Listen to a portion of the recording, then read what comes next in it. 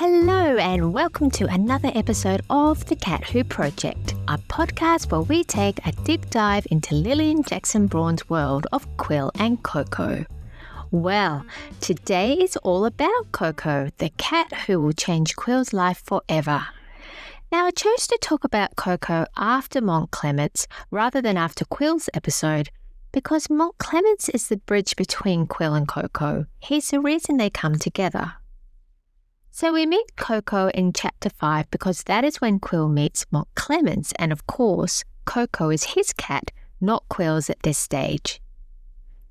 Now, the meeting of Qwill and Koko made me chuckle because it starts with Qwill asking Mont Clements if he minds if he smokes. Mont Clements, ever the gracious host, offers Qwill cigarettes, but Qwill says he smokes a pipe and then takes out his quarter-blend bulldog pipe. I love that Lillian Jackson Braun refers to a dog seconds before we meet the cat. So Qwill strikes his match to light his pipe, and as the flame flares in the darkened room, he sees two blazing red eyes and gasps to the point that his match is extinguished. That is when Qwill meets Koko the cat. In this initial meeting, Koko keeps his distance and Mont Clements tells Qwill that he will flatter us with his presence only when he decides, and that for the moment, he prefers seclusion. It's here that we are introduced to Koko's extraordinary gifts. Mont Clements tells Qwill that Koko is busy sensing him and that he already knows several things. He says, he has observed that you are unlikely to make any loud noises or sudden movements, and that is in your favour. So is your pipe. He likes pipes and he knew that you smoked one even before you extracted it from your pocket. Mont Clements goes on to say that Koko has worked out that Qwill is affiliated with the newspaper. And how does he know this? Well, apparently he has a nose for printer's ink. And indeed it is here we witness Koko's gift of reading the headlines backwards, one of the key clues that helps Qwill to solve the mystery later in the book. There's a wonderful passage of Mont Clements where he goes into the gifts of cats. He says, "The lack of an antenna in the human anatomy impresses me as a vast oversight, a cosmic blunder. With some simple arrangement of feelers or whiskers, think what man might have achieved in communication and prognostication. What we call extrasensory perception is a normal experience for a cat. He knows what you are thinking, what you are going to do, and where you have been. I would gladly trade one ear and one eye for a full set of cat's whiskers in good working condition." And I love that Mont Clements uses the word whiskers in terms of Koko's extrasensory perception, because this is where Qwill discusses his own whiskers, his moustache, and his own intuition, having a sense of what's going to happen, turning up at the right place at the right time. So let's take a closer look at Koko. His full name, as you know, is Koko, named after a 13th century artist. Mont Clements says that Koko has the same dignity and grace of Chinese art. He's described as light-coloured with a dark face and slanting eyes. And I love this passage. He is long, lean and muscular with sleek fur and an unbearable amount of assurance and authority. He apparently appears stern when he concentrates and is suspicious of outsiders. I think Mont Clements is such a wonderful cat dad and shows such admiration and respect to Koko. When Qwill witnesses and is blown away by Koko's athleticism, Mont Clements says, "A 7-foot leap is not unusual for a Siamese. Cats have gifts that are denied humans, and yet we tend to rate them by human standards. To understand a cat, you must realize that he has his own gifts, his own viewpoint, even his own morality. A cat's lack of speech does not make him a lower animal. Cats have contempt of speech. Why should they talk when they can communicate without words?" Mont Clements goes on to share with Qwill how Koko communicates and refers to it as Koko's Code. He says, "Koko Kung uses a code which is not difficult to learn. He scratches objects to call attention. He sniffs to indicate suspicion. He rubs against ankles when he wants service, and he shows his teeth to express disapproval. He also has a catly way of thumbing his nose. When a cat, who is a picture of grace and beauty, suddenly rolls over in a hideous posture, contorts his face and scratches his ears, he is telling you, sir, to go to blazes. I feel like Qwill really listens to Mont Clement's opinions and treats Koko with the same respect and admiration, both now and in the future when Koko becomes his very own cat. There's one passage where Qwill is cat-sitting while Mont Clement is away. It reads, "He is in awe of him, and Qwill hardly knew how to address him. Sahib, Your Highness?" On impulse, he decided to treat the cat as an equal, so he merely said, "Won't you come in?" and stood aside, unaware that he was making a slight bow. And as you can see throughout the Cat Who series, Qwill continues to treat Koko with the same sense of awe and respect. It's so lovely.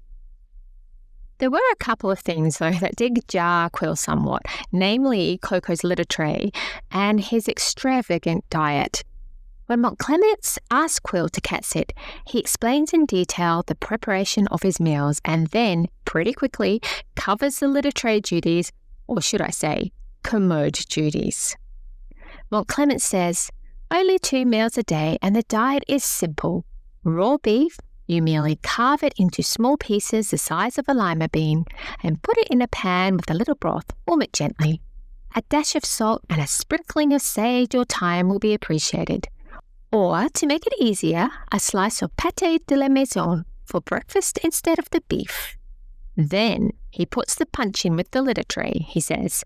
"Also, the commode is in the bathroom, needs very little attention. Here's an immaculate cat. You will find the sand for the commode in the Chinese tea chest at the foot of the bathtub." Now, while he's asking all of this of Qwill, Mont Clement is cleverly serving up the most delicious food, and Qwill simply cannot refuse. It finishes with this lovely passage. Qwill had just experienced the first forkful of chicken livers rolled in bacon and seasoned with a touch of basil, and he rolled his eyes gratefully heavenward. In doing so, he caught the gaze of Koko, perched on the refrigerator. The cat slowly and deliberately closed one eye in an unmistakable wink.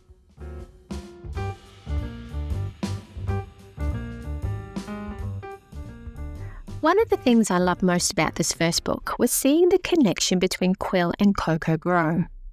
To be fair, Koko certainly won the lottery with Mont Clement. Mont Clement treated Koko like a king, like a piece of living art. He provided for Koko in every way and spoke of him with such pride and admiration. All wonderful, no question.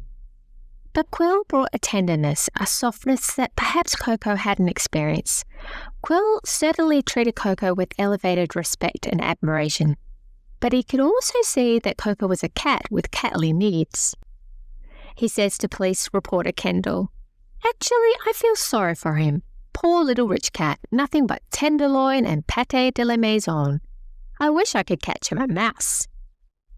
And then there's a game of Sparrow that Qwill has created for Koko, which is simply a piece of paper tied to a string. He says to Arch, "I swing it back and forth while Koko bats it with his paw. He's got a substantial backhand, I want you to know.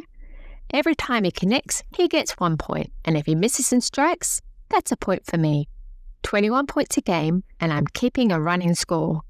After 5 games last night, it was Koko 108 and Qwill 92. Qwill also provides comfort to Koko when he's obviously grieving the loss of Mont Clement. He brings down Koko's blue down pillow to his own apartment to sleep on, and he also allows the cat time to walk through Mont Clement's apartment, his old stamping ground, as Qwill puts it. On one occasion, Qwill feels instantly sorry for Koko when he plays a recording of Mont Clement's voice and then sees Koko's reaction, pawing at the recorder. Although I think this turns out to be a clue that I missed in the first episode where we cover the plot and mysteries of the cat who could read backwards. Because according to Koko's code, he paws at things to bring your attention to them. So Koko's reaction may be more to alert Qwill to the clue rather than a demonstration of the grieving. Could be both, though. But it is also lovely that the comfort and care he provides to Koko is absolutely reciprocated. And Qwill notes it in this line. Qwill suddenly felt indulgent towards this friendly little creature who knew when companionship was needed. Koko could be more entertaining than a floor show and at times better than a tranquilizer. He gave much and demanded little. And finally, I love that however magnificent, regal and gifted Koko is, he's also a cat who behaves like a cat, and this sometimes offends Qwill slightly. He's been aloof when suited, he's ignored Qwill when suited, and he's up and left Qwill's company when suited. He's woken Qwill up at 6:30 by yelling outside his door to demand his breakfast, and he's gotten very cross when Qwill's arrived home late to prepare his dinner. This passage is a cracker. He lets himself in, opens the second door to the vestibule, and recoils in black fright. Out of the dark came a wild scream. Qwill's mind went blank. The hairs on his moustache stood on end. His heart pounded. Instinctively, he gripped the newspaper like a club. But it was Koko scolding him. Koko was hungry. Koko was furious. Koko was sitting on the table that was supported by golden lions, and he retorted with a torrent of abuse. But to end this episode, I wanted to share this passage that is a scene that is beautifully repeated throughout the whole series and brings much joy to Qwill and Koko. It reads, Koko comes in and inspects the place before stretching out in the middle of the floor. Qwill asks him if he can get him anything. Koko squeezes his eyes that seem to denote contentment. Koko, you're a very fine fellow. Make yourself comfortable. Do you mind if I finish my reading? Koko Kung stayed half an hour, and Qwill relished the picture they made, a man, a book, and an expensive-looking cat. Well, that's it for this episode of The Cat Who Project. I hope you enjoyed it. Thank you for listening, and I'll see you in the next episode. Bye now.